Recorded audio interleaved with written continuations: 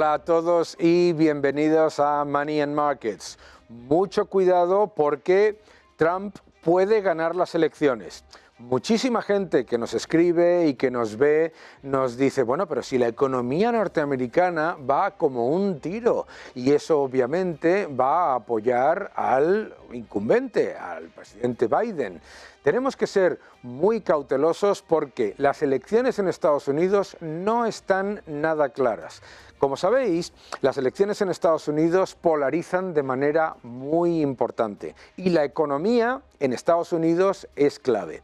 Pero mucha gente, cuando mira los datos de Estados Unidos, se ha publicado el dato de empleo, se ha publicado el dato de Producto Interior Bruto, ve una economía que crece de manera muy potente y ve una economía que tiene un fortísimo nivel de creación de empleo y por tanto un desempleo muy bajo, que es correcto, pero ojo, mucho cuidado porque cuando uno desagrega los datos de la economía norteamericana, lo que se encuentra es por qué podría ganar Trump y además no por poco. Número uno, venid a ver este gráfico. Este gráfico, cortesía de Bloomberg, nos muestra cuál es la situación en lo que es el índice de miseria en los estados que van a decidir las elecciones. ¿Qué es el índice de miseria? Como lo calcula Bloomberg es lo siguiente, es la inflación acumulada durante los últimos 4 años, es decir, la inflación durante el periodo en el que ha estado el incumbente como presidente, más el desempleo.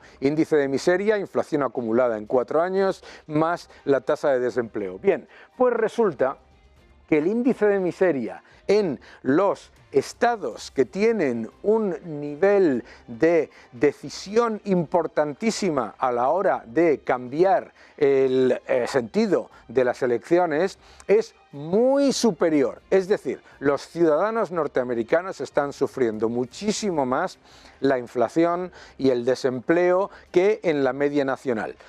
Pero es que además el índice de miseria a nivel nacional, el índice de miseria 2, es decir, 4 años de inflación más el paro, ese índice de miseria es también mucho más elevado a nivel nacional que el que históricamente ha permitido a un incumbente en la Casa Blanca mantener su posición. ¿Por qué? Porque está muy por encima de lo que era el 17% habitual en esas elecciones. Vamos a ver el siguiente gráfico porque también nos explica algo muy importante sobre esto. Las cifras de empleo. En Estados Unidos las cifras de empleo son muchísimo mejores y las cifras de crecimiento son muchísimo mejores a las de la eurozona, a las de España, por supuesto. Esto no es ni debatible, ¿eh?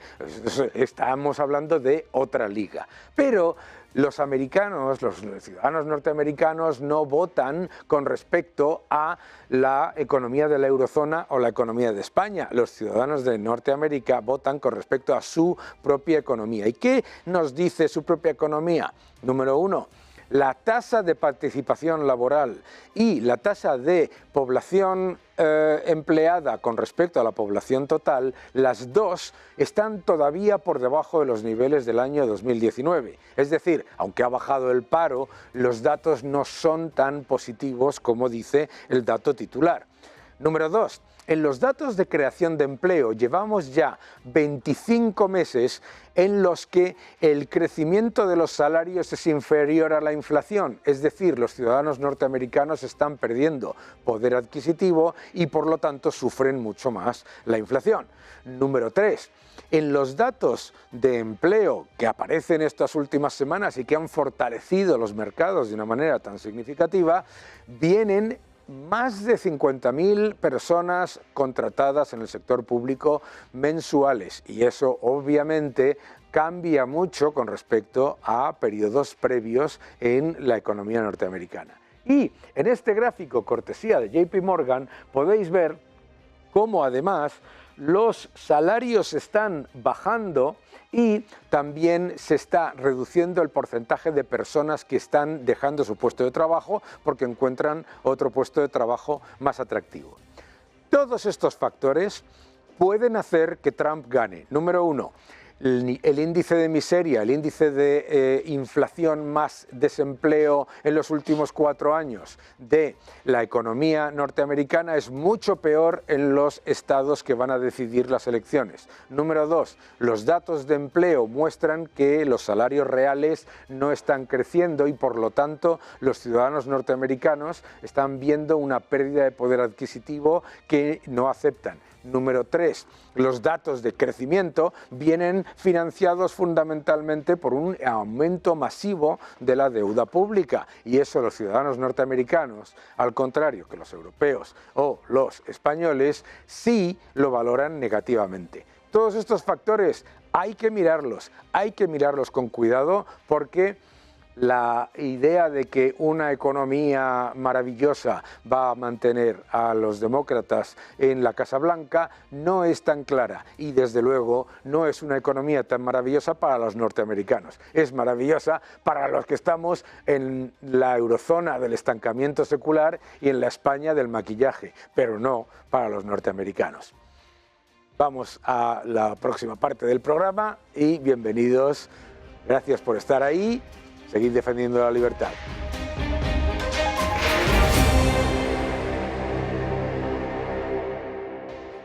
La realidad del paro en España, maquillaje y precariedad. Para hablar sobre lo que es realmente lo que está ocurriendo en el mercado de trabajo, hay poca gente que sepa mejor y con mejores datos que José Luis Fernández, director del Gabinete de Estudios del Sindicato USO. ¿Cómo estás, José Luis? Muy bien, encantado de estar con vosotros. Una de las cosas que hemos visto con los datos del paro de febrero es que el gobierno anunciaba que bajaba el paro oficial y sin embargo el número de personas apuntadas al paro en el SEPE subía. Cuéntanos cuál es la realidad del paro. Bueno, la realidad del paro es muy sencilla, es decir, simplemente hay que saber las reglas elementales, esto de sumar y restar, ¿no? Es decir, que aunque se maneje con este tipo de operaciones, que yo creo que no son especialmente complejas, es muy fácil, ¿no? Es decir, basta saber cuánta gente se apunta en el Servicio Público de Empleo y no está trabajando. Claro. Y a partir de ahí es muy sencillo, ¿no? Es decir, hay como 3 grandes bloques, es decir, aquellos que se suele llamar paro registrado, que está en torno a los 2.700.000, números redondos. Sí. Hay otro bloque que son aquellos que el propio SEPE dice que son otros no ocupados. Oiga, si no está ocupado, se entiende que está parado, vamos, claro, en un lenguaje bastante simple. Bueno, eso está por encima de los 200.000. Y hay otro colectivo de gente que también está buscando un empleo, que no está trabajando y que el SEPE lo clasifica como aquellos que tienen disposición limitada para trabajar. Sí, son gente que busca una jornada a tiempo parcial, un trabajo en el extranjero o un puesto adaptado a determinadas circunstancias. Imagínate, por ejemplo, una persona con una discapacidad que necesita un puesto adaptado a esa realidad. ¿Sí? Claro. Ya está. Esos son algo más de 350.000. Por tanto, si hacemos una pequeña suma, 2.700.000 largos, 200.000 largos más 254.000 largos, nos vamos ya a 3.300.000 números redondos. Si a eso le sumamos algo que no sé por qué no lo dice, que son aquellas personas que, estando inscritas en el Servicio Público de Empleo, porque han dejado de trabajar, son los fijos discontinuos, es decir, mantienen teóricamente una relación laboral, digo teóricamente, porque en la medida que no estás trabajando, bueno, pues no estás trabajando. Estás en el limbo. Estás en una especie de limbo, entonces, donde algunos de ellos que tienen periodo de tiempo cotizado suficiente perciben la prestación por desempleo y otros no, porque a lo mejor no tienen ese mínimo de tiempo necesario para poder percibirla.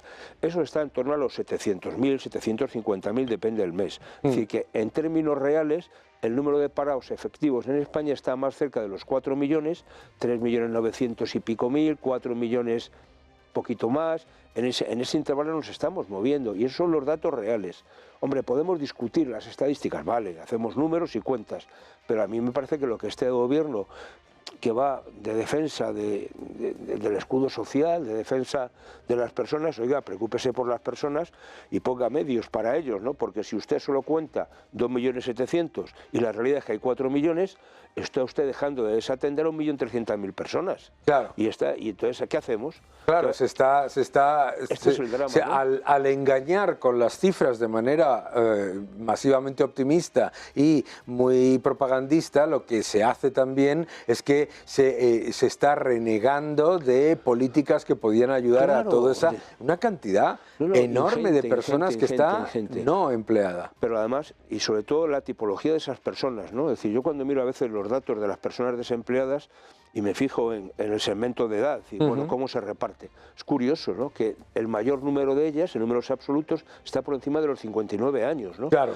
Y el siguiente escalón son los mayores de 55. O sea, si cogemos del 50 en adelante, prácticamente el 60% de los parados españoles están en ese tramo de edad. Claro. Digamos, tenemos una población parada, entre comillas, envejecida. Claro.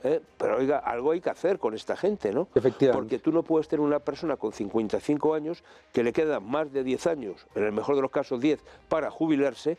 ¿Qué hace en el desempleo? Simplemente percepción de un subsidio, porque, oiga, entonces incentive usted políticas para que a esta gente se le pueda contratar y sobre todo déle usted nuevas competencias profesionales, recualifíquele para que pueda adaptarse, ¿no? Y entonces me parece que, pensando un poco en cuál es la evaluación del mercado laboral, qué es lo que se va a demandar, estamos hablando ahora mucho de la inteligencia artificial, del Big Data, de todo lo que tiene que ver con la seguridad informática. Oiga, ¿por qué no? Buena parte de esta gente usted la recicla, le da una formación adecuada para ponerla en esas nuevas competencias. Claro. Bueno, esta es la realidad, ¿no? Es todavía peor porque, claro, los cursos que se dan para los parados luego son unos cursos que no sirven para absolutamente nada y lo único que hacen es sacar a esos parados de las listas oficiales. Sí, simplemente una forma más de maquillar, ¿no? Eso y de tener a la gente entretenida, entre comillas, entretenida, ¿no? Habrá gente que le y tampoco entretenida, claro. Pero bueno, el problema es que si usted sigue dando cursos de ofimática, de Word, de Excel y tal, que está muy bien, pues no, pero es que la gente, el usuario normal, eso ya lo controla, ¿no? Claro. Hombre, yo creo que afortunadamente en España el número de titulados superiores se ha incrementado notablemente, es decir, seguramente es de las constituciones que mejor tenemos respecto a otros países europeos, así como en formación profesional todavía nos queda mucho por recorrer y ahí habría que hacer una inversión potente. Sin embargo, la parte de gente que no titula la educación obligatoria, la secundaria, seguimos teniendo una tasa que está rondando el 30%, ¿no?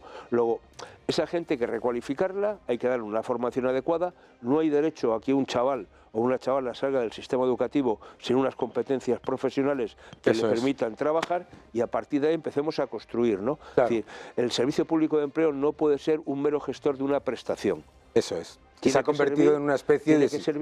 Tendría que servir para dotar a la gente de nuevas competencias, de formarles, de conducirles. Sí, hombre, no puede ser que el itinerario, estos famosos de los que hablan, sea señalar con el dedo el tablón de anuncios. Claro. Porque se ha convertido el servicio público de empleo en servicio público de subvención, nada más. Sí, o sea, pero esto es un poco lamentable, ¿no? Es decir, yo creo que eso está bien, digo que si la gente tiene una necesidad hay que atenderla y hay gente, pero lo que no podemos, nadie quiere estar 10 años subsidiado. Claro. Es decir, el otro día me llamaba un amigo, decir que hasta en este tipo de situación ya lleva desde los 54 años con el subsidio porque no le contrata a nadie. Claro.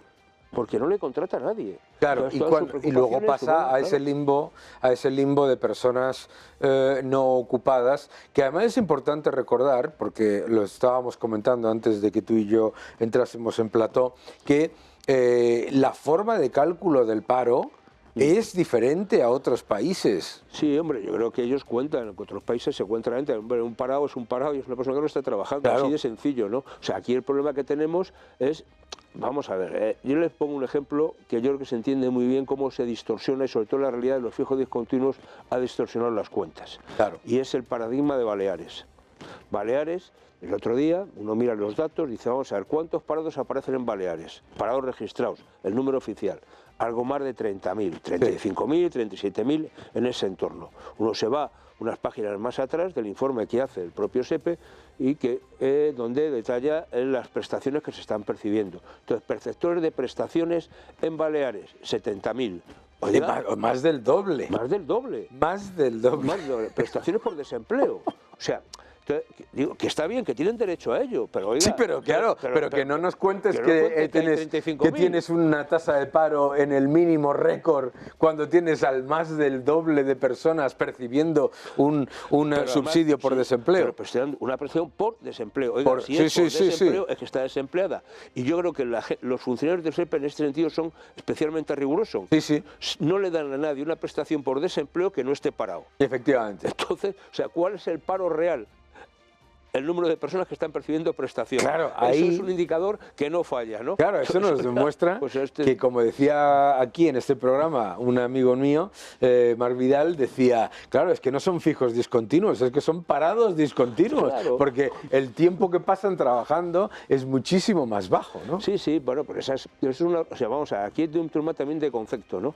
Yo creo que este gobierno, por ese afán de cumplir con Europa y rebajar la tasa de temporalidad, bueno, pues muy bien, estupendo, pero confunde, ¿no? Confunde lo que es un trabajo, digamos, estacional, de temporada, con un trabajo temporal, que son dos cosas distintas. Claro, pero ¿tú crees que lo confunde o simplemente lo maquilla? Que es un hecho, simplemente lo ignora, es decir, claro. Y al final lo que ha hecho es, pero bueno, en el fondo, es decir, un contrato que es el de fijos discontinuos, que va muy bien para trabajos de temporada, es decir, se utiliza en Baleares mucho, por eso el paradigma, para todo lo que tiene que ver con la hostelería, digamos, la temporada en Baleares son 9, 10 meses y ya está. Y luego la gente sabe que hay 2 meses que está parada, no pasa nada y la gente funciona. Ahora, lo que tú no puedes hacer es un contrato de fijo discontinuo para una persona que cubre una suplencia en una tienda de confección durante el mes de verano para cubrir las vacaciones de los empleados. Claro, y eso es lo que se está haciendo. Claro, y una de las, porque ahí, si nosotros miramos datos del paro del año 2019, datos del paro de febrero de 2024, resulta que lo único que ha pasado es que se ha pasado gente que estaba como parada a gente que está como demandante de empleo. Sí, pero bueno, pero esto es una cuestión. Oiga, si yo demando empleo es porque quiero trabajar. Claro, es que es alucinante. Pero entonces, va a decir, esto que se habla de que hay que luchar contra la precariedad. Vamos a ver, si hay 1.200.000 personas que aparecen registrados como demandantes de empleo ocupados, ¿qué tipo de ocupación tienen para seguir buscando empleo? Y sobre el tema de la precariedad que tú comentas con mucha regularidad. Claro, dice, se ha reducido masivamente la temporalidad, pero simplemente porque le han cambiado el nombre, porque la duración de las jornadas y lo que es la rotación de los contratos, etcétera, no han mejorado. No ha cambiado. De hecho, seguimos con una jornada media, si lo miramos en términos de EPA o en términos de contabilidad nacional, o incluso con la estadística última que se inventó el señor Escrivá antes de dejar de ser ministro del ramo, pues es que salen 31 horas a la semana, ¿no? Claro. Entonces, el final de este tipo de cosas es que hay mucha gente, cuando uno se plantea este tema de la reducción de jornada semanal, oiga, bueno, bien, estupendo, ¿no? Pero si el problema es que hay mucha gente que lo que quiere es trabajar más horas. Claro. Hay mucha gente que está trabajando 25, 27, 32 horas y quiere trabajar 35, 37, 38 para tener un salario mayor. Es que no olvidemos que una jornada reducida implica un salario reducido. Claro. Y entonces lo que se está produciendo en España es un incremento notabilísimo del pluriempleo. Estamos creciendo 7 puntos por encima de la media de la Unión Europea. Y 7 puntos por encima. Es decir, en España se ha incrementado el pluriempleo 7 puntos más que en Europa. ¿Eso es por qué? Porque la gente no llega a fin de mes. Claro. Si una persona trabaja 4 horas, pues tiene medio salario. Entonces necesita otras 4 horas en otro sitio para poder completar un salario. Y esto es lo tremendo. Mire, es decir, cuando uno mira el número de personas que se han contratado en el mes de febrero y mira el número de contratos indefinidos que se han hecho, oiga, es que hay 25.000 personas, algo más de 25.000 personas que se les ha hecho más de un contrato indefinido en el mes. Claro. Pues oiga, eso es pluriempleo o es simplemente que el contrato indefinido se acaba. Es a tiempo completo. O se acaba y le vuelven a hacer otro. Claro. Es decir, el problema que yo ya estoy empezando a mirar para seguir el paro son los flujos, es decir, los flujos de entrada y salida. Porque si no, no se explica. Claro. O sea, ¿cómo es posible que haciéndose en el mes de febrero 1.100.000 contratos en números redondos, el paro solo baje en 7.000 personas? Claro. Oiga, entonces, ¿cuánto han durado los contratos? Claro. Entonces, ¿qué sucede? Que junto a esos nuevos contratos hay otros tantos que desaparecen. Eso es. Es que es la única solución. Es decir, si hacemos más de 500.000 de contratos indefinidos, ¿cómo el paro solo baja en 7.000? Claro. ¿Dónde está ese 500.000 de gente que se le ha hecho un contrato indefinido? Claro. ¿Está trabajando? Sí. Entonces, ha habido otro 500.000 de gente que ha dejado de trabajar. Claro, ahí en los 21 millones de afiliaciones, que ellos siempre hablan afiliados, pero son afiliaciones, que muestra el Ministerio de Trabajo, en esos 21 millones hay más de 870.000 pluriempleos, ¿no? Sí, sí. Sí, sí. Pero bueno, pero este es pero están tan contentos, ¿no? Es decir, o sea, a mí me parece que lo que no es serio. Porque yo aquí, perdona, Lo que a mí me revienta, o pues desde luego me indigna, es que escucho a esta gente decir que ellos están preocupados por los derechos de los trabajadores y por las condiciones laborales, y lo único que hacen es disfrazarlas. Sí, pero vamos a ver, la ministra lleva poco tiempo en el cargo que se encarga del Ministerio de la Seguridad Social y por tanto llevar esta contabilidad, lleva ya un par de meses diciendo que estamos en cifras históricas. Históricas. Llevamos más de medio millón en términos interanuales. ¿Es verdad? Bueno, bien, yo se lo compro. Pero ¿por qué no dice a continuación que para conseguir ese medio millón de altas en la seguridad social en un año, usted ha tenido que hacer más de 15 millones de contratos? Claro. Entonces sale a 28 contratos. 28 contratos al año. Al año por persona. Claro, entonces, oiga, ¿qué me cuentas? ¿No? Claro. O sea, ¿dónde está la estabilidad en el empleo? ¿Dónde está la seguridad? Y luego hay otro dato que yo no he buscado, digo, porque todavía me parece que es muy reciente, y no tendremos, es que a partir del mes de enero, y a mí digo, me puede parecer una buena medida, ¿no?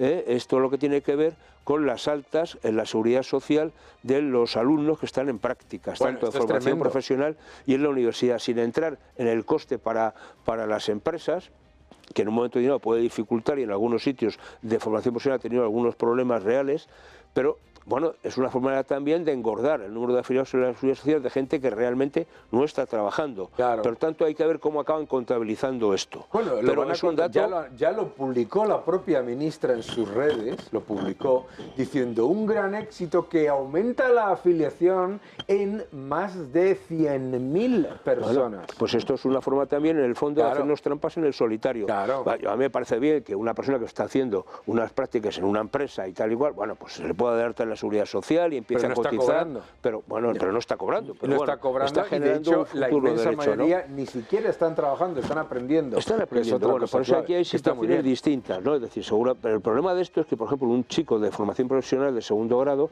necesita de esas prácticas para poder titular, porque es un módulo específico, es la formación en el centro de trabajo, que si no la realiza no le dan el título. Con lo cual, si usted, administración, no le facilita ese acceso a las prácticas, usted lo que está haciendo es un fraude, porque no le está posibilitando el que acceda al título. Oiga, usted tiene que financiar ese tipo de situaciones. Por tanto, oiga, los presupuestos generales del Estado tendrían que cobrar o incluir una partida para financiar este tipo de actividades, ¿no? Y que no fuesen a cargo de las empresas, porque si no es un auténtico drama, ¿no? Pero bueno, esto es la realidad que hay. Es decir, aquí el problema es, a mí me gusta, siempre me acuerdo, es decir, aparte ya de la canción de Mecano, de Maquíllate, Sombra, pero siempre hay otra de otro grupo famoso de la década, que es lo de Cuéntame un cuento y verás qué contento, ¿no? Y esto es lo que nos están haciendo, ¿no? Están muy contentos porque nos cuentan cuentos, y esta es la realidad, ¿no? Entonces, ¿a quién le quieren engañar? Bueno, pues se pone a hacer trampas en el solitario, pero esa persona que antes tenía un contrato por obra o servicio y ahora le han hecho un contrato de fijo y continuo, está trabajando lo mismo, no nota absolutamente nada, pero hay un hecho estadístico que mejora. Pero yo lo que le pregunto a los señores del Ministerio es, oiga, ¿por qué no se aplica usted el cuento en el ámbito del sector público? Claro. 30% de temporalidad en el ámbito de las administraciones públicas, frente a un 14, 15 que ha bajado y que está en estos ámbitos en el sector privado. El sector privado ha hecho los deberes y el sector público no. Nos acaba de pegar un viaje el Tribunal de Justicia de la Unión Europea con la situación de los interinos en España, ¿no? Oiga, ¿ustedes eso cómo me lo va a hacer, no? ¿Dónde está la responsabilidad de la Administración? Aquello que usted tiene que gestionar, ¿cómo lo está gestionando? Yo creo que ahí el gran problema con el que se enfrenta España en cualquier caso es la oportunidad perdida, porque claro, con la obsesión de maquillar los datos agregados y decir hemos reducido la temporalidad cambiando la forma de contabilizarla, aunque no cambie la temporalidad efectiva, hemos reducido el paro, aunque no baje el paro efectivo, y hemos aumentado a récord la afiliación, aunque metamos ahí pluriempleo y becarios. Claro, el gran problema es la oportunidad perdida, porque es que en ese periodo, mientras estamos hablando, 2019-2023, Grecia, sin hacer todo ese maquillaje, ha reducido el paro. Bueno, nos ha adelantado. Quiero decir que estábamos antes, Grecia era la campeona y ahora es España la campeona del paro. Hay dos datos que yo creo que son, o tres datos, que me parece que son especialmente reveladores. Uno, este mes de febrero se ha incrementado el paro juvenil, es decir, el número de personas jóvenes inscritas, y los demandantes de primer empleo, que en muchos casos seguramente sean coincidentes.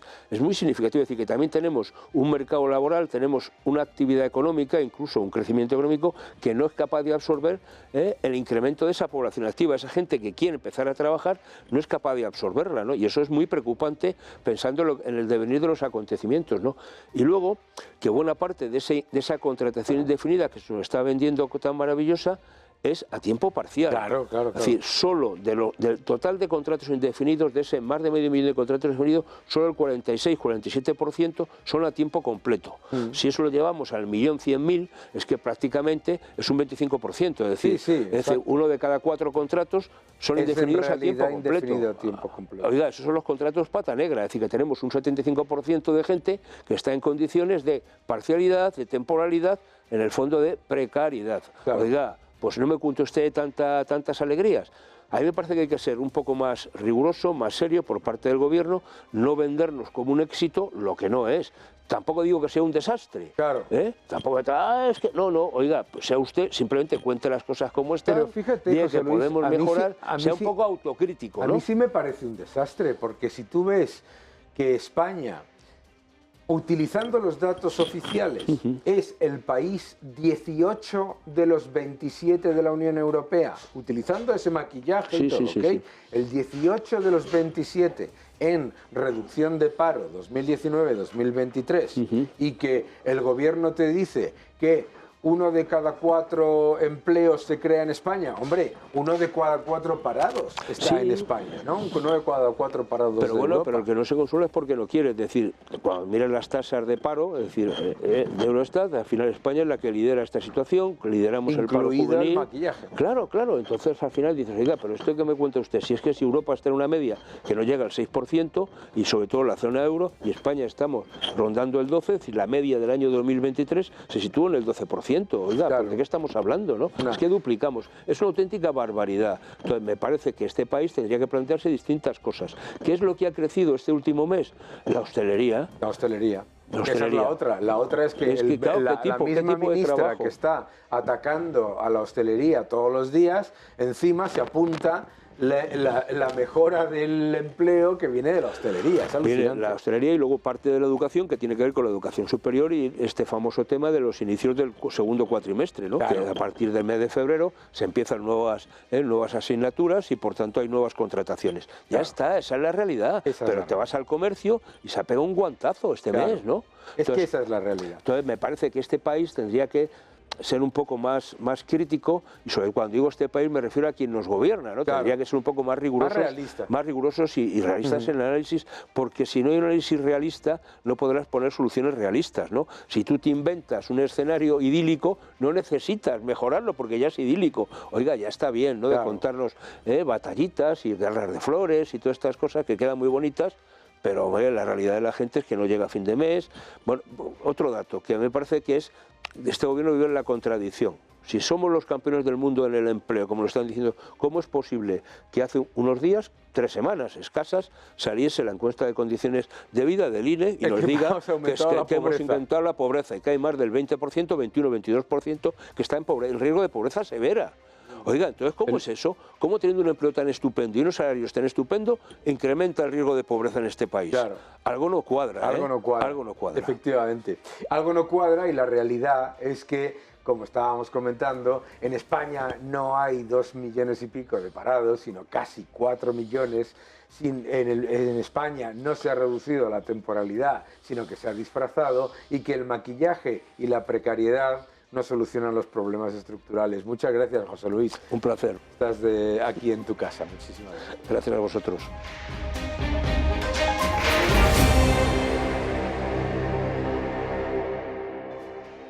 Lo que está ocurriendo en Argentina tiene el foco mediático por parte de todo el mundo. Milei es una revolución para un país que ha estado sumido en el estatismo más destructor durante décadas y que sale de un destrozo sin parangón. Y para hablar de todo ello, tengo aquí a mi buen amigo Juan Ramón Rayo. ¿Cómo estás? ¿Qué tal? ¿Cómo estamos, Dani? Qué gusto que estés aquí en tu casa, ya sabes. Sí, nada, encantado, claro.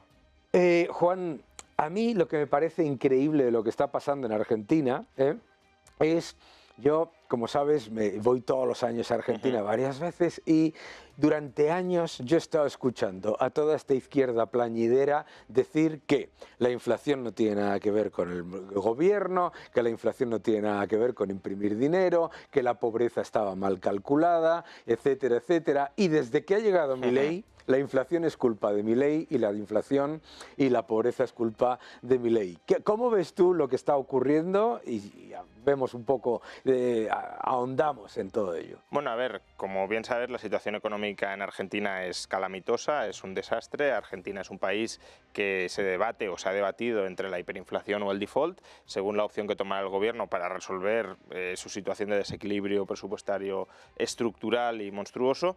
Y por tanto es una economía en descomposición. Claro, esa economía en descomposición ha permitido una oportunidad histórica que, como bien decías, es una potencial revolución liberal en el país de la mano de Javier Milei. Los argentinos han votado masivamente, el presidente más votado en términos absolutos de la historia de la democracia argentina, de la reciente democracia argentina, han votado a un liberal libertario, que eso es algo inédito en la historia.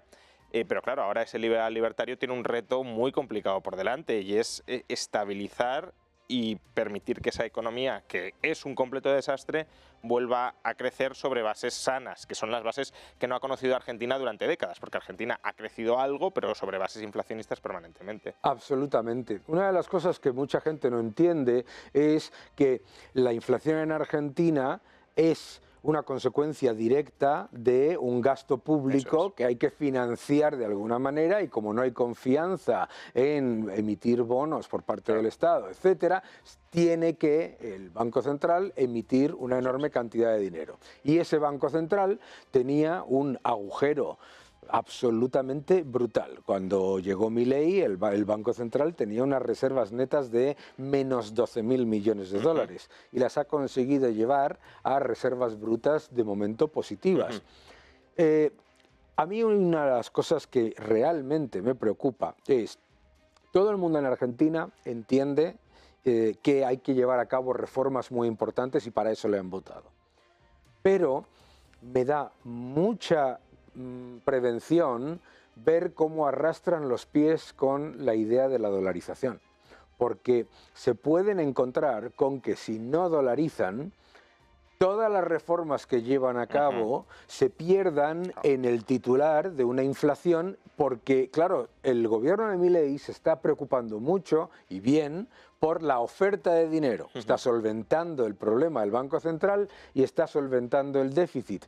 Pero lo que no puede hacer el gobierno de Milei es sobre la demanda de pesos, que es inexistente. Y me preocupa que se esté arrastrando el tema de la dolarización. ¿Cómo ves tú eso? Sí, muchos intelectuales favorables a la dolarización, incluso ejecutores de la dolarización en países como Ecuador. Pienso, por ejemplo, en Francisco Zayes, que fue el autor, el protagonista de la dolarización en Ecuador.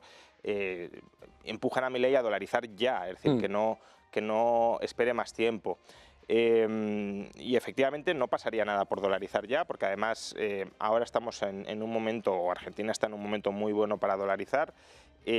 Como decías, se ha saneado en gran medida el balance del Banco Central, el Tesoro cuenta con superávit, o al menos equilibrio presupuestario, que es lo fundamental, y luego, precisamente por estos dos factores, el tipo de cambio ya no hay brecha cambiaria entre el tipo paralelo y el tipo oficial. Por tanto, Milei ya podría levantar el cepo y nada más levantar el cepo ya puede dolarizar. ¿Por qué no se está haciendo? Pues no lo sé. El plan de Milei aparentemente siempre ha sido esperar un poco a estabilizar la economía y luego dolarizar, pero es verdad que últimamente también está empezando a sonar la música del plan Bullrich de que circule el dólar, pero que siga circulando el peso. Y esa es una propuesta que en Argentina tiene poco sentido, por lo que decías, porque si no hay demanda de pesos y no la va a haber, es muy complicado que en algún momento la confianza en el peso vuelva en un país que ha matado todas las monedas que ha conocido desde hace décadas. Pues ¿para qué quieres dejar viva esa moneda que no quiere nadie solo para darle la ocasión a futuros políticos de abusar de ella y recurrir otra vez a la inflación. Claro, es que ese es el problema. El problema es que no existe ninguna confianza en el peso y los ciudadanos argentinos, por mucho tú les puedes convencer de lo que quieras, pero lo que no son los argentinos son amnésicos y saben que les van a destruir el poder adquisitivo del peso y por lo tanto para mí la dolarización es simplemente reconocer la realidad, la realidad de la economía argentina, ¿verdad? Sí, de hecho la economía en gran medida ya está dolarizada. Quien tiene que asumir la dolarización es el Estado. ¿Cómo? Pues cerrando el Banco Central, es decir, dejando de emitir pesos y empezando a cobrar impuestos en dólares en lugar de en pesos. Y está, no hay más.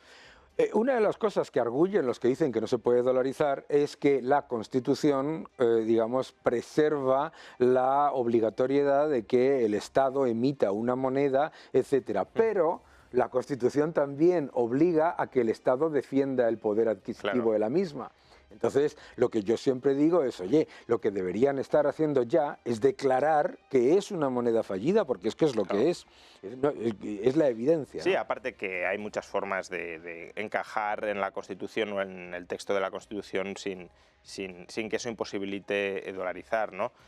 Se podría dejar, por ejemplo, que es lo que sucede en El Salvador, por ejemplo, se podría dejar monedas de peso para el cambio chico, porque ahí no tiene mucho sentido traer monedas metálicas de Estados Unidos, el coste de transporte es muy elevado. En Ecuador se acuña moneda metálica que representa o tiene una paridad con el dólar, pero se acuña allí mismo. En El Salvador sigue circulando moneda local para el cambio chico, pues en Argentina podría seguir circulando el peso, no como billete, sino como moneda, lo cual da menos margen también para expandir la oferta monetaria, porque no vas a poder multiplicar millonadas de metal, que casi no vale, en valor facial no vale nada, y ahí estás cumpliendo ya la textualidad de la Constitución. Está el peso y para el común de las operaciones el dólar, claro. Uno de los factores también importantes es el del aumento masivo del gasto público durante los últimos años y los ajustes que está llevando a cabo Milei. Y muchos de esos ajustes han sido contestados con una enorme virulencia por parte de la izquierda, obviamente, ¿no? ¿Cómo ves tú esa situación y qué crees que es lo que falta que se puede incluir allí? A ver, Milei ha conseguido algo hasta el momento excepcional, y es que en el primer mes completo de gobierno, porque es verdad que entró en diciembre, pero ahí prácticamente estaba colocando los muebles, en el primer mes completo de gobierno, que es el mes de enero, ya ha conseguido superávit presupuestario, ya no primario, antes del pago de intereses, sino incluso incluyendo el pago de intereses, cosa que no sucedía en Argentina desde el año 2012. Por tanto, no es algo que digamos, bueno, esto es común en el país, no, es algo excepcional en el país. Hace más de 12 años que no se lograba. Ahora, ¿cómo ha logrado ese superávit? Pues en parte con recortes nominales del gasto público que ha aprobado, por ejemplo, obra pública suspendida, transferencias discrecionales a las provincias reducidas prácticamente en un 100%, etcétera. Pero sobre todo lo ha conseguido a través de la licuación del gasto público, es decir, como la inflación sigue disparada, al no incrementar el gasto nominal tanto como la inflación, en términos reales se ha reducido, que es otra forma de reducir el gasto. No es quizá la forma más rigurosa de hacerlo, porque lo ideal sería ir partida por partida y decir aquí y tal, pero en una economía que tiene una inflación del 25%, pues es otra forma de reducir. El 25% mensual, para los que nos están viendo. Claro, pues es otra forma de hacerlo, ¿no? Pero claro, aquí también hay un posible germen de insostenibilidad de esa situación, según como la afronte Milei, y es que gran parte de la licuación se ha cargado sobre las pensiones públicas. No se han revalorizado las pensiones porque la fórmula de actualización todavía es del gobierno de Massa, es decir, que ni siquiera Milei lo hubiese podido cambiar, no tiene mayoría en el Congreso para cambiarlo, ¿no? Lo intentó pero no la tiene. Pero bueno, en cualquier caso, el grueso del ajuste ha recaído sobre los pensionistas, con lo cual los pensionistas evidentemente en un momento futuro van a pedir subidas de las pensiones para recuperar parte del poder adquisitivo. Si tú no completas o complementas el ajuste por otras vías, pues ese incremento de las pensiones que se va a dar en algún momento te puede volver a descuadrar las cuentas. Por tanto, es verdad que tiene superávit, es verdad que es algo excepcional. Ahora lo que toca es apuntalar la sostenibilidad de ese superávit, teniendo en cuenta que hay partidas que se van a revisar al alza seguro. Claro, por eso para mí es tan importante la dolarización. Sí, claro, porque ahí te impone la restricción. Ahí, a partir de ahí, el pensionista deja de sufrir la destrucción del poder adquisitivo de la moneda. Pero yo creo que ha habido grandes cambios que tienen impacto presupuestario relativo, pero muy importante de cara al futuro, como lo que es eliminar la pauta, ¿no? Que era, para los que nos estáis viendo, el pago por parte del Estado de una cantidad de dinero muy relevante a los medios de comunicación, etcétera, y otros factores similares. ¿Qué otras reformas a corto plazo crees que son urgentes en Argentina para empezar a ver la luz al final del túnel? Bueno, yo creo que es absolutamente crucial la aprobación de la Ley de Bases y Puntos de Partida para la Libertad de los Argentinos, que es el proyecto de ley que el gobierno de Milei llevó a las cámaras y que las cámaras, digámoslo así, lo tumbaron. Es verdad que formalmente lo retiró Milei, pero porque las cámaras habían vaciado de contenido la ley. Entonces dice, para aprobar esto no aprobamos nada. ¿Por qué es muy importante la aprobación de esta ley? Pues porque, por un lado, convalida el decreto de necesidad y urgencia, que es un decreto que en su mayoría está ahora mismo en vigor en Argentina. Por ejemplo, la derogación de la ley de alquileres, que ha supuesto que se multiplique la oferta de alquiler. Por ejemplo, ha bajado el alquiler. En términos reales ha bajado, efectivamente. Claro. Sube la oferta a su máximo en la ciudad de Buenos Aires, en su máximo desde que tenemos registros, y el precio... obviamente hay inflación, todos los precios suben, pero ha subido menos que la inflación, por tanto, relativamente ha bajado. Entonces, el decreto de necesidad y urgencia, que contiene muchas medidas liberalizadoras, está en vigor, pero pende sobre él la amenaza de que sea tumbado en algún momento por las cámaras. Si se aprueba la ley de bases, se aprueba también el decreto de necesidad y urgencia, porque está incluido como un punto de la ley de bases, y aparte hay toda otra batería de liberalizaciones. Bueno, ahora mismo están en negociación con los gobernadores peronistas, radicales y del PRO, para ver si estos gobernadores movilizan a sus diputados, entre comillas, en las cámaras y se consigue la aprobación de esa ley, que sería muy importante en un momento de ajuste presupuestario, que a corto plazo tiene un efecto contractivo sobre la economía. Sería muy importante darle un impulso, por otro lado, a la economía, diciendo, aquí se puede invertir desde cualquier parte del mundo a costes muy reducidos, traigan sus capitales, y ya que el sector público está recortando el déficit y, por tanto, dejando de sobreestimular la economía, que la estimule sanamente el sector privado con inversión.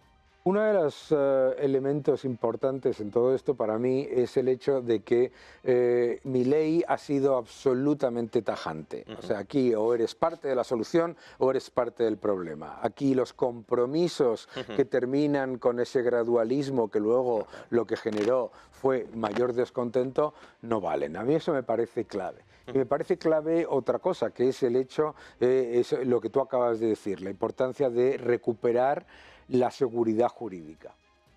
¿Qué es lo que tú ves que tiene que hacer además? Porque yo tengo ahí un problema, que es fundamentalmente el siguiente.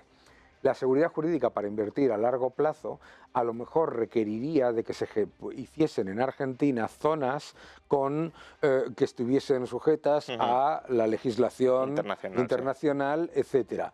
¿No crees que eso sería algo? Yo creo que eso es fundamental, sobre todo si se va a dolarizar, y dada la experiencia que tienen en Argentina, es muy importante que los bancos estén operando en jurisdicción internacional, porque si no, a ver, la dolarización es una camisa de fuerza, pero no es infalible, en el sentido de, si los bancos tienen reservas en dólares, llega un gobierno peronista y les dice, os voy a dar deuda pública y me dais los dólares, y luego no pago la deuda pública, que es lo que pasó en 2001, pues ya estamos otra vez en el desastre, ¿no?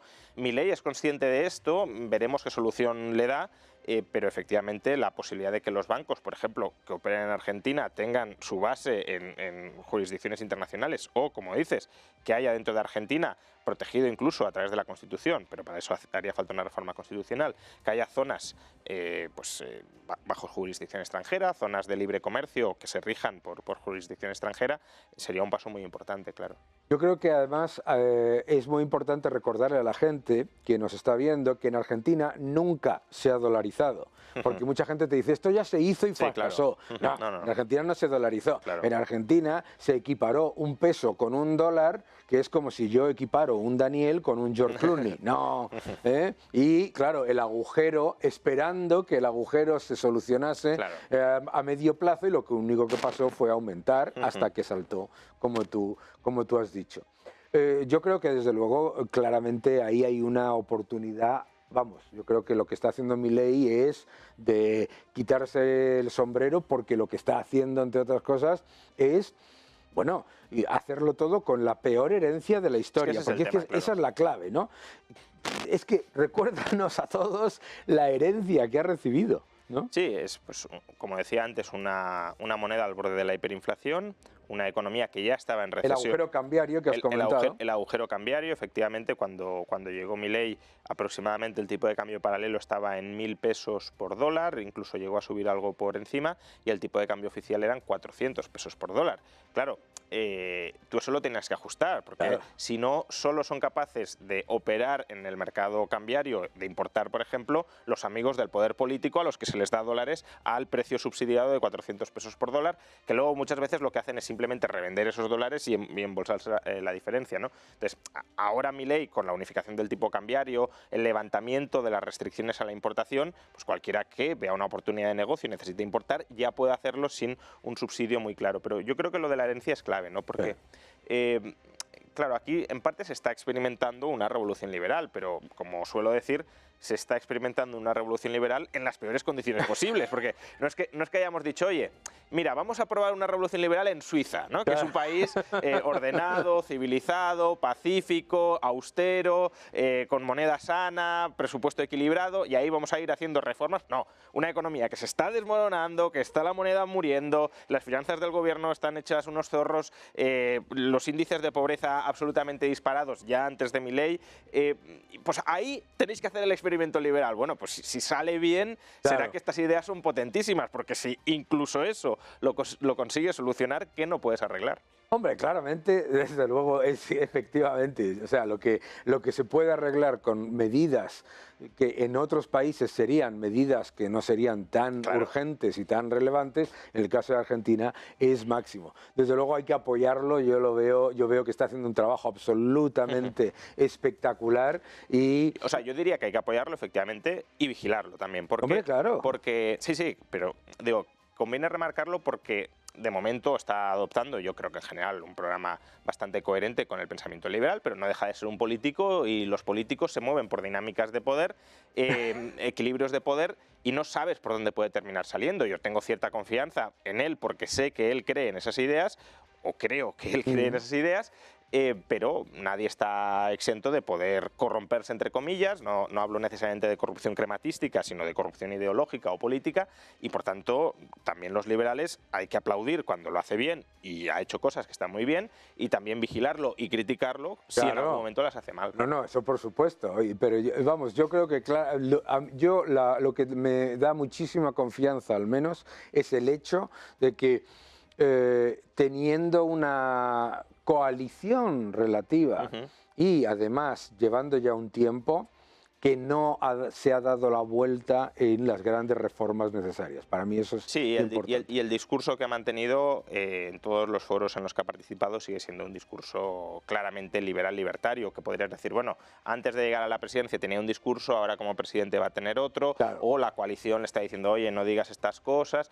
De momento, tanto en discurso como en políticas aprobadas y aplicadas, hay una coherencia y yo creo que eso sí es para aplaudir y para defender de ataques injustos que reciba. Pero, bueno... Y hay que vigilarlo, todo, claro. Porque lleva 2 meses y en 2 meses, pues a lo mejor no da tiempo a que uno se corrompa, pero si está 4 años, 8 años, 12 años... Les dan, y exacto. Y luego, por supuesto, está la utilización absolutamente increíble por parte de la izquierda de los datos de pobreza. Sí, bueno. Yo el otro día escuchaba a un conocido de ambos nosotros que antes decía que la pobreza estaba mal calculada y ahora dice que la pobreza se ha disparado. Sí, claro. Y mientras dice que en España no es que la gente sea pobre, sino que es que se siente pobre porque vive muy bien. Es una percepción subjetiva, sí. Esto es España. Pero lo más interesante, bueno, pues es ver esa evolución, y la verdad es que es muy, bueno, como mínimo una esperanza, porque es que lo de Argentina no tenía solución. Claro, y es una esperanza en Argentina, ¿no? Que si hubiésemos dicho hace 6, 7, 8 años ¿Tú ves algún atisbo de que Argentina se abra al liberalismo? No, No. al contrario, yo siempre ponía a Argentina como el ejemplo de decadencia política, económica y social por el que puede terminar transitando España y que no hay que imitar de ninguna manera. Y ahora es casi Argentina la que nos está empezando a dar lecciones a los españoles y a aplicar políticas que deberíamos copiar. Absolutamente. Lo cual nos lleva a lo que está pasando en España, ¿no? Tenemos ahora un nuevo caso de corrupción que permea a varios ministerios, a la mujer del presidente, etcétera, etcétera.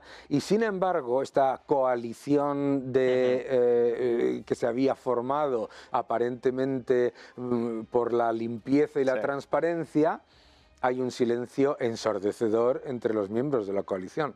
Sí, a ver, es que la corrupción siempre fue un arma arrojadiza para conquistar el poder, y una vez se tiene el poder, pues si uno se corrompe, pero desde luego va a intentar evitar que los otros utilicen esa arma arrojadiza contra ti, tal como la usaste tú. Y aquí pues sí, se ha impuesto la ley del silencio, claro. Se ha sacrificado a una de las personas que puede estar más implicada en este caso de corrupción, y se pretende que eso sea el cortafuegos que no afecte al presidente del gobierno. Lo que pasa es que aquí hay un problema de lógica elemental muy claro. Si se ha cesado a Ábalos porque su número 2 presuntamente se ha corrompido y por tanto tiene culpa en la elección de ese número 2 o en la vigilancia de ese número 2, porque de momento no está imputado y se le ha hecho dimitir por no haber vigilado bien o por no haber elegido bien, ¿qué cabe decir también de Pedro Sánchez, que tenía como número 2 a esa persona? Claro, Pedro Sánchez tampoco ha elegido bien a Ábalos, ni ha vigilado correctamente a Ábalos o a los que estaban alrededor, que eran los número 2 de su número 2. No solo eso, imaginemos que en un futuro, algo que no es del todo imposible, Ábalos termina imputado. Pues si Ábalos termina imputado, por la misma lógica, Pedro Sánchez tendría que dimitir. Lo que pasa es que, claro, ya sabemos que Pedro Sánchez no es don coherencia y, por tanto, hoy puede haber hecho una cosa y mañana hacer totalmente la contraria y dice que ha cambiado de opinión y se soluciona todo el problema. Y volviendo a la comparación con Argentina, a mí me aterra, de hecho, precisamente ese silencio de los socios de gobierno ante un caso de corrupción, que lo quieras ver como lo quieras ver, en términos económicos, en términos de ramificaciones, etcétera, es gigantesco. Me recuerda muchísimo precisamente a toda la trama clientelar que sostenía el peronismo. Totalmente. A ver, cuando un Estado crece mucho y además no existen controles formales o informales al abuso del poder dentro del Estado, que también son otras variables que hay que tener en cuenta, porque hay veces que dicen, bueno, en los países nórdicos el Estado es muy grande y la corrupción es menor. Claro, es que el único determinante de la corrupción no es el tamaño del Estado, pero sí es una variable que influye positivamente sobre la corrupción. A más poder del Estado, a más dinero, a más capacidad regulatoria, pues más corrupción, ceteris paribus, claro está. Y en Argentina o en España lo mismo. Es decir, si tú a esa panda de corruptos o de potenciales corruptos, que son las élites políticas, les das un Estado gigantesco para que partan y repartan el dinero público, pues lo que van a hacer es partirlo y repartirlo llevándose la mejor parte o una de las mejores partes. Y eso lo hemos visto efectivamente en Argentina y lo hemos visto también en España desde hace décadas. No es un problema exclusivo de ahora, pero ahora, como dices, los que decían que eran distintos, que llegaban para limpiar las instituciones y para regenerarlas, pues lo que se ve es que están cortados por el mismo patrón que otros. Claro, porque un caso tan absolutamente abyecto y condenable como era el caso Gürtel generó dimisiones, generó imputaciones y condenas y generó una devolución en los últimos datos que hay oficiales, de prácticamente el 50% de la cantidad aparentemente malversada, que ya es muy inferior en cualquier caso a lo que ya sale en los medios de comunicación sobre el caso Koldo.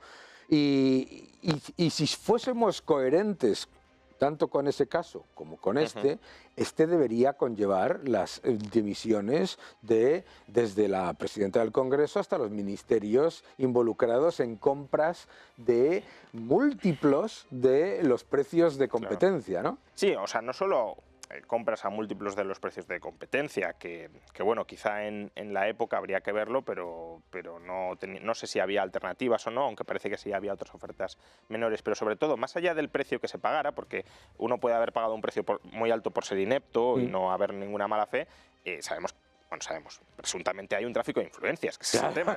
Es decir, no escoges este proveedor, aunque tuviese un precio competitivo, escoges este proveedor porque te han pagado por debajo para que lo escojas. Entonces, me da igual si tiene un múltiplo o no tiene múltiplo. El caso es que te has corrompido, has malversado dinero público, ya digo, presuntamente, porque todo esto todavía está en investigación, pero lo que vamos conociendo y a lo que apunta es a eso. Entonces, claro, como decía antes, si de verdad esta gente se creyera su discurso anticorrupción, haría una purga interna. Inmediata. Pero no, el discurso de corrupción nunca se lo creyeron ni ellos ni nadie. Es un discurso que se utilizó para caldear a la opinión pública y legitimar una moción de censura uniendo a las fuerzas en ese momento opositoras para tumbar al gobierno que había en ese momento. Pero obviamente ellos no quieren ahora recibir esa misma medicina y por tanto no están siendo coherentes con ese discurso que en el fondo jamás creyeron. Claro, y por eso, entre otras cosas, claro, pues, o sea, un gobierno que es incompatible con la corrupción no reduce las penas por malversación. Bueno, aparte, claro. Un gobierno que es incompatible con la corrupción no destituye a el señor que envía a Hacienda el informe sobre la corrupción.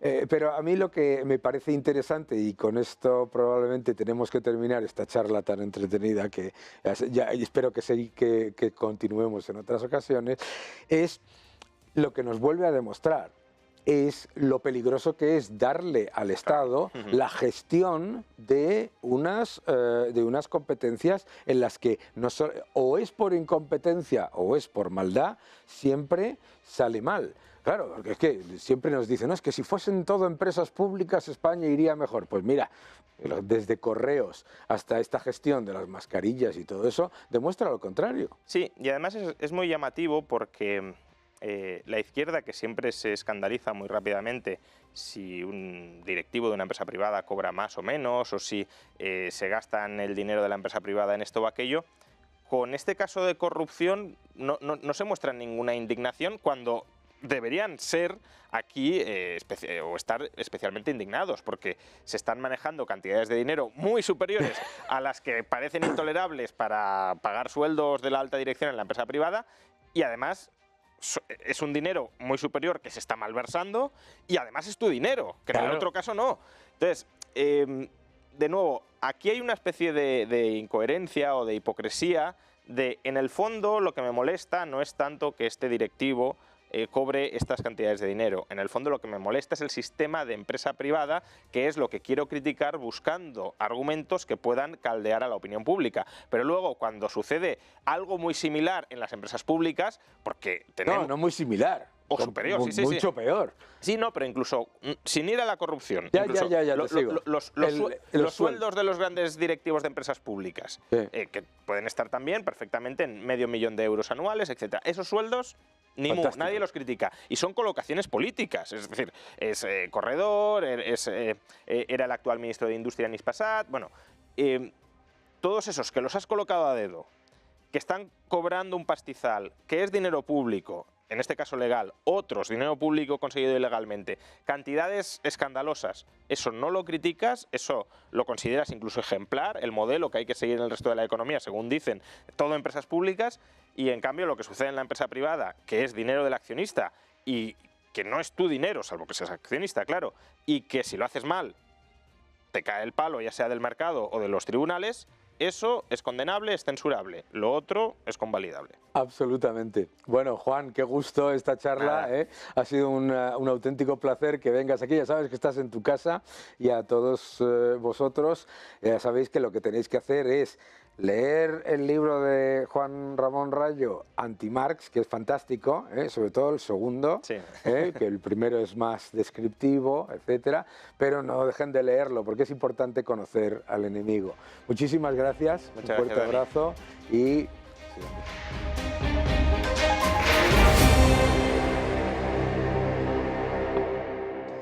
Muy buenas. Hoy para Money and Markets traigo, como siempre últimamente, un par de noticias que creo que son de plena actualidad. El Tesoro Español acaba de publicar los resultados a cierre de febrero de la deuda de la Administración Central del Estado. Y como no era otra cosa que esperar, nos hemos dado otro magnífico bofetón. Es decir, a cierre del mes de febrero llevamos acumulados 29.000 millones de euros de deuda más. 10.500 que se generaron en el mes de enero y 18.500 que se han generado en el mes de febrero, hasta llegar solo en la Administración Central del Estado a 1.411.000 millones de euros.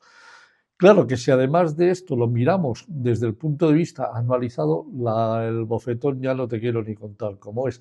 Estamos en 92.000 millones de euros más generados desde febrero del 2023. Sí, no me he equivocado, no. 92.000 millones de euros más, que es lo que en estos momentos se está gastando por encima de sus posibilidades el gobierno socialista y comunista de Pedro Sánchez. Claro, además a los tipos de interés en los que nos estamos financiando, lo cual quiere decir que además con los 186.000 millones que vencen este año, vamos a preparar un 2025 importante en lo que es el futuro de los intereses que vamos a pagar en este país. Como segunda noticia, te quería comentar una cosa que creo que es espectacular para Alemania y desastrosa si la comparamos con España. Alemania, el ministro de Trabajo y el ministro de Finanzas, de Hacienda, han comunicado la decisión de crear en los próximos años un fondo especial de 200.000 millones de euros para asegurar la continuidad de las pensiones y la jubilación. Empiezan este año con 12.000 millones de euros. ¿Y nosotros qué hacemos? Pues justo lo contrario. Nuestro gobierno ha anunciado, como todo el mundo sabe ya, 20.000 millones para tomar participaciones en Telefónica y en todas las empresas que tenga a bien y al gusto el presidente del gobierno. En lugar de seguir el modelo alemán, es decir, con el poco dinero que tengamos vamos a dedicarlo para garantizar las pensiones, no, nosotros vamos a dedicarlo para garantizar las participaciones en empresas que cotizan en el IBEX. Esto, vamos, yo creo que es justo lo contrario de lo que se tiene que hacer. 92.000 millones de deuda y encima vamos a tener que pedir más dinero para entrar en participaciones de empresas que cotizan por su cuenta y los alemanes dedicándolo el dinero extra a fondo de pensiones. Igualito un país que el otro. Nos vemos en el próximo vídeo, Daniel.